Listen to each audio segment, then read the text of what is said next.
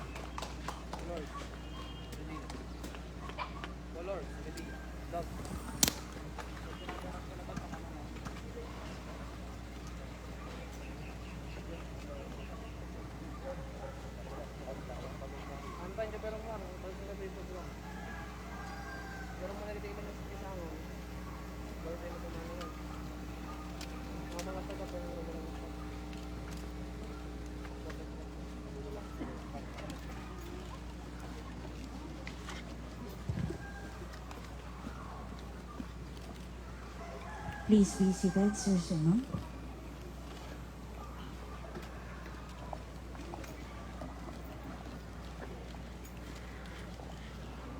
Ladies and gentlemen, you have now witnessed the wreath laying ceremony.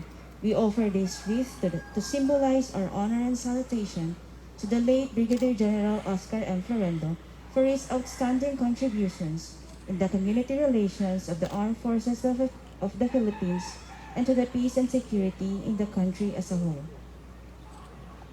We shall now come to the reading of the history of Camp Brigadier General Oscar M. Florendo. General Oscar M. Florendo is an outstanding military officer from La Union, whose career was widely recognized for contributing immensely in elevating the role of the community relations in military fleets. Because of his charisma with external personalities in dealing many issues and concerns on matters involving the armed forces of the Philippines, he was tagged as a darling of the press. General Oscar M. Florendo was an honest man, a silent but hard-working officer who staked his life so peace would reign in a troubled land. And as we know today, General Florendo was killed into Tuguegarao, Cagayan on March 14, 1990, while on a mission of peace, trying to bridge the gap between the military and the civilian sector during the turbulent years that immediately followed after the EDSA revolution. This morning, we have the pleasure and honor having with us today the relatives of the late general, whose story is both heartwarming and inspiring, almost 30 years after his death. We cherish his life and treasure his memories. This command headquarters, which was subsequently named Camp Brigadier General Oscar M. Florendo on May 2, 1991, in honor of the late General Florendo, which was acquired on July 29, 1989, as a permanent headquarters of Police Regional Office 1, its official name up to this date. Officiated by no less than His Excellency, former President Fidel V. Ramos, who was then the Secretary of National Defense.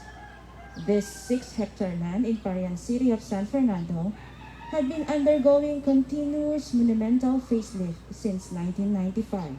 From a simple barren hill 31 years ago, crude road up the hill, 2 buildings, and a guard post that suggested a symbol that was a command headquarters.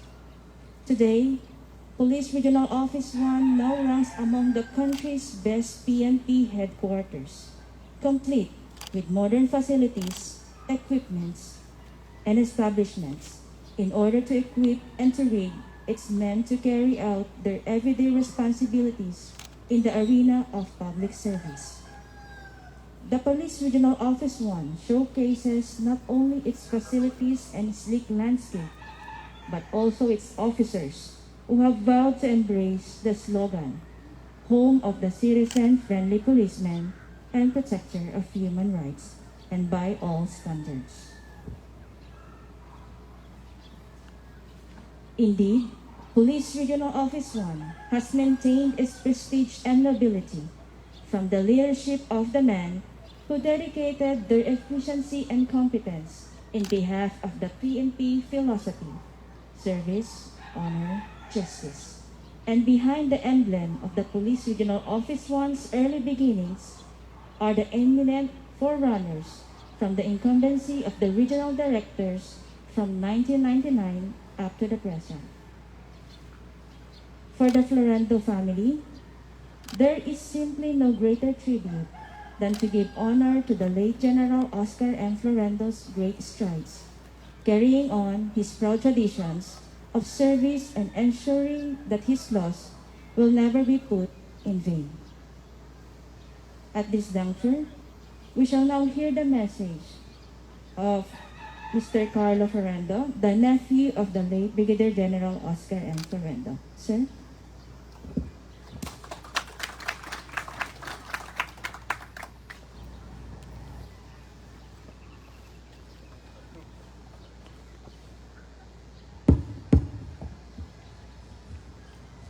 Troop Commander, please give me your tikas pahinga.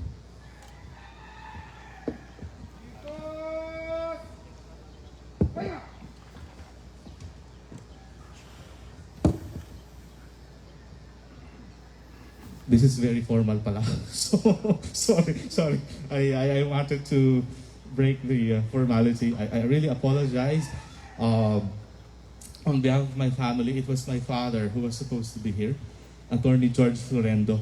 But he is a senior citizen, and all my titas, and titos, the brothers and sisters of the late General, are all senior citizens. Since I was in Baguio when we got the message from General Peralta, so they decided, ikaw na lang, Carlo, magpunta. So I am Carlo Florendo, the nephew of the late General. The other members of our family cannot attend due to the situation of health. But if you will permit me, I will read this short message from them. Police Brigadier General Emmanuel Peralta, Regional Director, PNP, Police Regional Office Number 1. Our guest speaker, Attorney Donato Cesar Rojas, Regional State Prosecutor, Region 1. Police Lieutenant Colonel, our Pastoral Officer, Father Valdem Joseph Ocampo. Deputy Regional Director for Administration, Police Brigadier General Randolph Balonglong, and all the officers, staff, and everyone here in Camp Florendo. Good morning to all of you. Thank you. And we, our family, are again humbled by your invitation to grace this occasion. Much as we want to be all here, for the past years, many of us come here, the prevailing conditions of health prevent us from doing so. I hope, General Peralta, you understand. Kami lang po. Be that as may, our family congratulates the men and women of Police Regional Office 1 for a job well done for its untiring service to our region and our country. This wreath laying shows respect to one who has fought and passed on to the next life. But the Florendo family knows that the honor is not only for him, but for all of us here in public service. And all of you who continue to give your lives for the service of God and country. And how do we honor all these men and women, all of you? We know one way, and that is to emulate them for their deeds, even if they are not perfect. The beautiful flowers, which I see here in the wreath, signify not only the remembrance of the late General, but also as a trophy for all of us and those who have gone before us, honored for their death, and that is all our victory. And I appreciate the theme that you have put here, kakampi mo, the PNP at 30, kakampi mo laban sa pandemya, illegal na droga. corruption and terrorism. And I had been personally witness to this.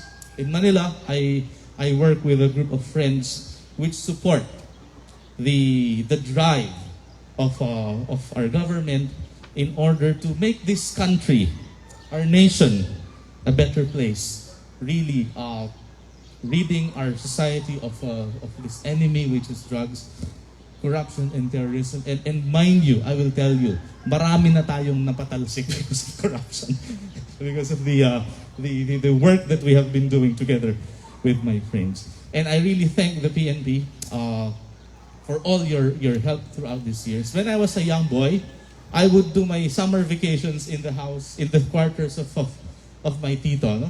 General Oscar, in Camp Crame. So I would spend many years there during the summer, many months. And I always remember him, I wouldn't see him during the day. He would leave very early and would come home late at night. And I know his untiring work.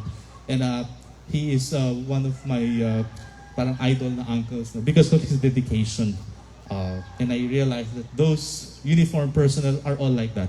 No matter what the media says, I believe in the police. I believe in the police. You know? Really. And even if I am bashed by my friends in Manila, in the social networks for supporting the police, I continue to do so because I know that's the right thing to do. And I thank everyone here, the officers and the staff of PRO1 for a job well done all the time. Hopefully, I'll be able to bring some of my friends here. Sana payagan kami ni General na mag-tour dito kapag natapos na tong pandemic. And I wish you all a good day. Congratulations and kudos to PNP, the PNP for its 30th Foundation Day. Maraming salamat po.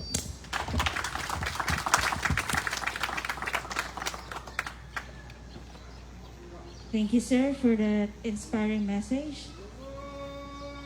Rest assured that the legacy of Brigadier General Florendo will continuously live by the PRO1 personnel. And that ends the first part of our ceremony. May we invite everybody to attend the 38th PNP Founding Anniversary Celebration to be held at the PRO1 Grandstand. Thank you.